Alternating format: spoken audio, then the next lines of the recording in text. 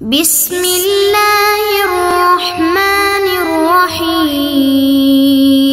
اعوذ باللہ من الشیطان الرجیم، بسم اللہ الرحمن الرحیم وبہ نستعین۔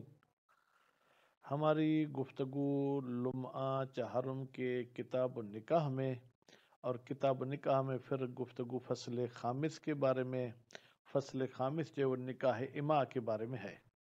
آج کے درس میں بھی ہم جو چیز پڑھیں گے وہ یہ پڑھیں گے کہ اگر نکاح اماء میں کوئی شرط فاسد لگائی گئی تھی اور اس شرط کو جب ہم فاسد مانتے ہیں تو اس شرط کی وجہ سے وہ عقد بھی فاسد ہوگا یا عقد فاسد نہیں ہوگا۔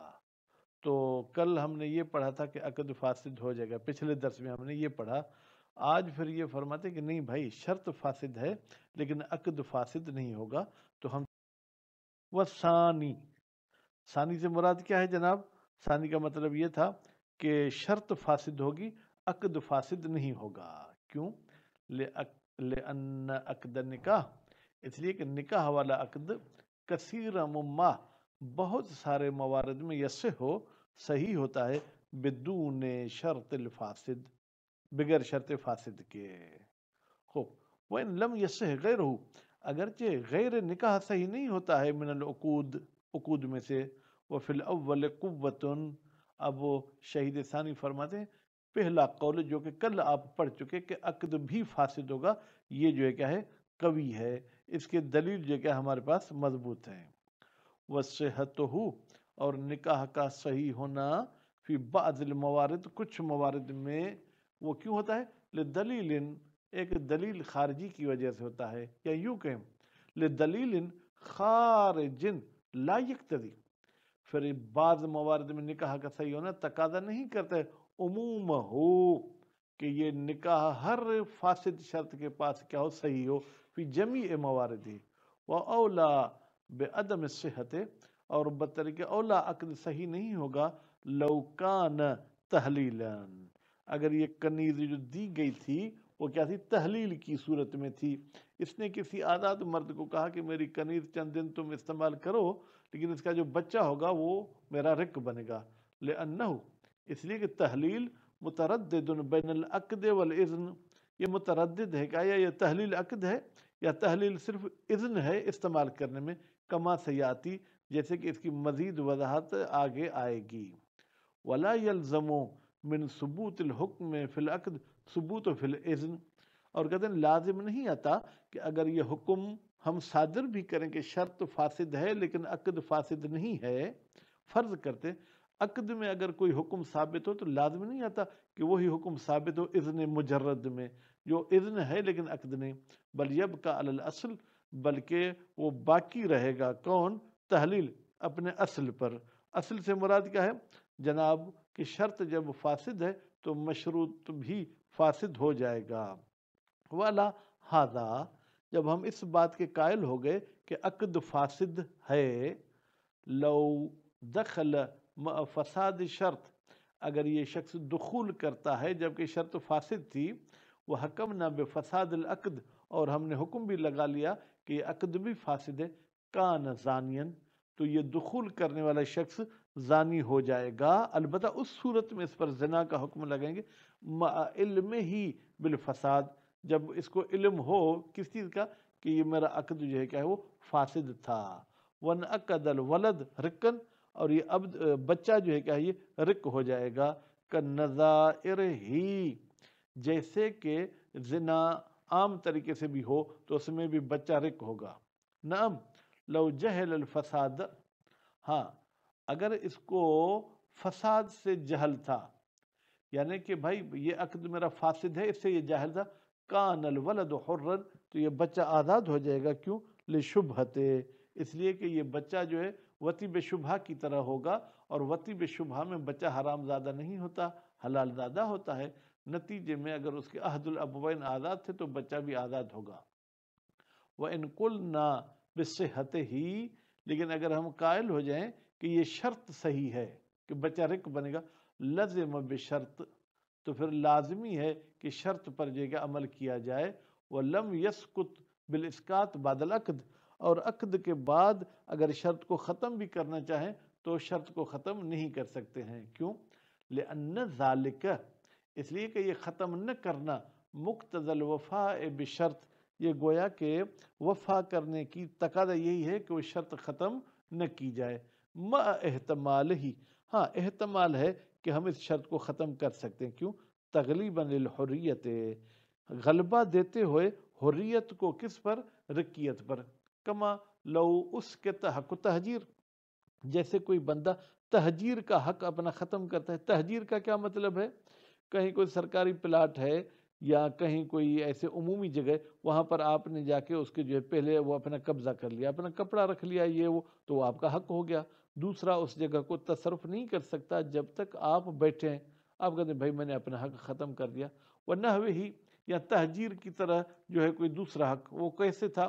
مثلاً جو ہے کیا ہے، شفعہ کا آپ کو حق تھا کہ آپ کا شریک کوئی چیز بیچتا ہے تو آپ شفعہ جاری کر کے اس کو عقد باطل کر دیں، لیکن آپ کہتے ہیں بھائی میں نے شفعے کا حق ختم کر دیا. اسی طریقے سے بچے پر بھی آپ رقیت والا حق ختم کر سکتے ہیں. وہ مستحب ہے اذا زوج عبدہ من امتہ، زوج کا فاعل کون ہے؟ مولا. جب مولا اپنے عبد کو اپنی ہی کنیز کے ساتھ شادی کراتا ہے، ان یؤتیہا شیئا، وہ اس کنیز کو کچھ دے دے، مال، کوئی پیسہ دے دے، کوئی گفٹ دے دے، من مال ہی. اب من مال ہی کی ضمیر آپ یہاں تو پلٹائیں جو ہے کیا ہے، عبد کی طرف، کہ عبد کے مال میں سے کچھ دے دے. لیکن اگر اعتراض کریں گے کہ عبد تو کسی چیز کا مالک نہیں ہے، تو پھر مال ہی یعنی مولا اپنے ہی جیب سے کچھ چیز عبد کے حوالے کرے کہ عبد تم اس کو دے دو. کیوں؟ لیکون بصورت المہر، تاکہ یہ جو عورت کو آپ پیسے دے رہے ہیں یہ شکل میں مہر ہو. ویسے تو مہر مولا کی ہوگی، عورت کی نہیں ہوگی.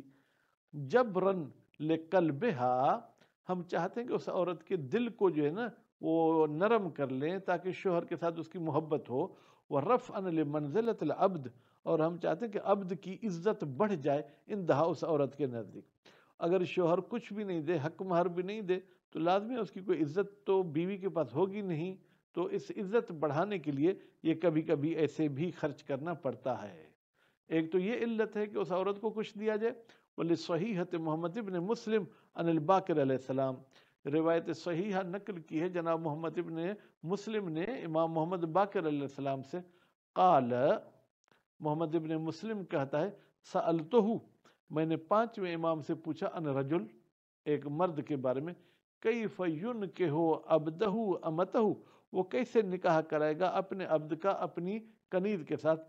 قال، امام علیہ السلام نے فرمایا، یجزی ہے، اس مولا کے لیے کافی ہے، ان یقول، کہ وہ کہے، انکحتک فلانتن، اے عبد فلاں کنیز کے ساتھ میں نے تمہیں نکاح کرا دیا، تمہارا نکاح ہو گیا اس کے ساتھ. وَيُؤْتِيهَا، اور اس عورت کو دے دے، شیئن من قبل ہی، عبد کی طرف سے، اور من قبل مولا ہو، یا عبد کے مولا کی طرف سے. وَلَوْ بِمُدٍّ من طعام، اگرچہ وہ جو ہے کیا ہے کھانے پینے کی ایک مد ہو. ایک مد تقریباً جو ہے کیا ہے جناب کوئی 750 گرام کو کہتے ہیں، 3 پاؤ. او درہم، یا کوئی ایک درہم ہو.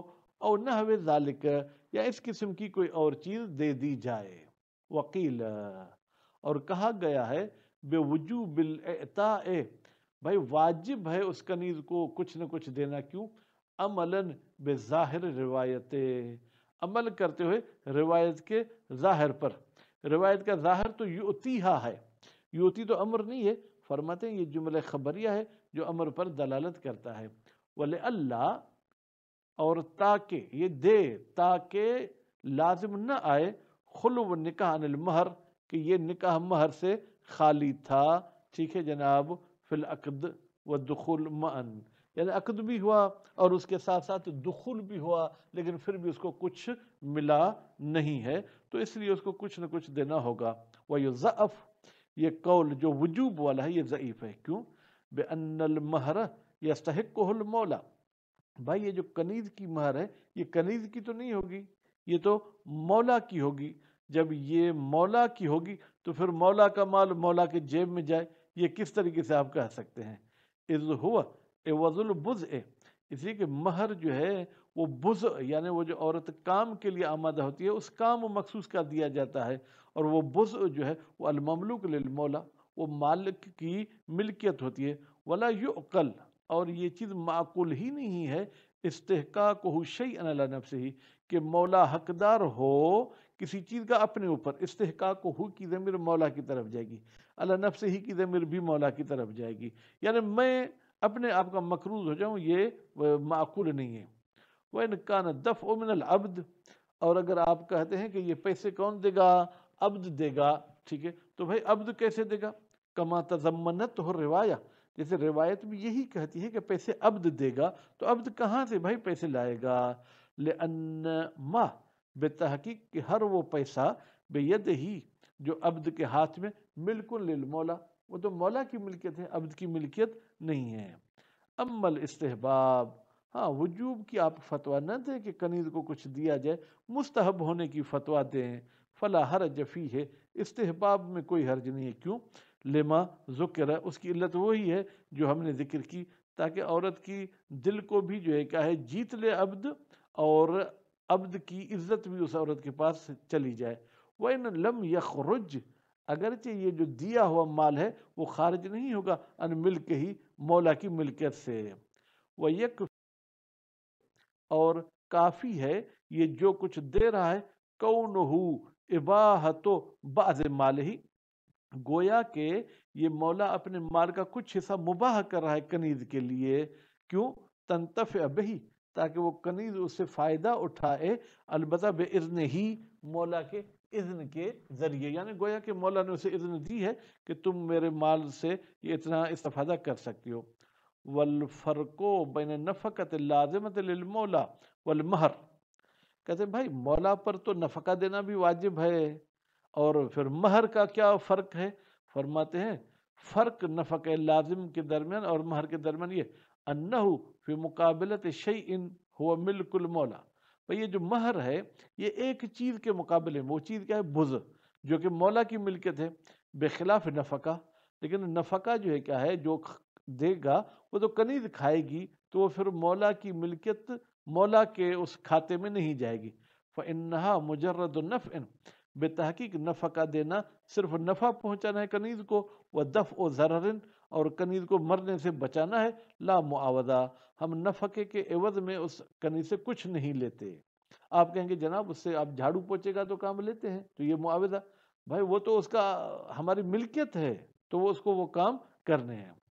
وَعْلَمْ، تو جان لے، انہو، بتحقیق شان یہ ہے، یکفی فی انکاح عبدہی، کافی ہے کہ مولا اپنے عبد کا نکاح کرائے اپنی کنیز کے ساتھ، مجرد اللفظ، کوئی ایسا خالی لفظ ہو جو دلالت کرے علی الاذن فی نکاح، کہ اس کو نکاح کی اذن دے رہا ہے، کما یظہر من الروایت، جیسے کہ یہ بات روایت سے ظاہر ہو رہی ہے۔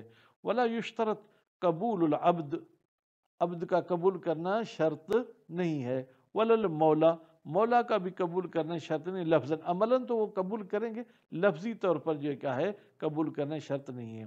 ولا یقدح تسمیتہ، اور کبیح نہیں ہے جناب کہ ہم کیا کہیں کہ یہ نکاح ہوا، حالانکہ یہ نکاح تو نہیں ہوا، اس کو نام نکاح کا دے رہے ہیں کنیز میں، نکاحن، یعنی اس رضایت کا، اس کنیز میں نکاح کا نام دینا، اس میں کوئی قباحت نہیں ہے۔ وَهُوَ مُتَوَقِّفٌ عَلَى الْعَقْدِ، جبکہ جو ہے جناب نکاح متوقف ہوتا ہے عقد پر، یہاں پر کسی قسم کا کوئی عقد نہیں ہے۔ تو اس حوالے سے کوئی بھی لفظ مولا کہہ دے جس سے پتہ چلے کہ مولا اپنی یہ کنیز اس عبد کے حوالے کرنا چاہتے ہیں، وہ کافی ہے۔ لیکن اگر فرض کریں کہ وہ نکاح پڑھتے ہیں تو اس کا ایجاب اور قبول کیسے ہوگا، وہ انشاءاللہ اگلے درس میں۔ وصلی اللہ علی محمد و آل محمد۔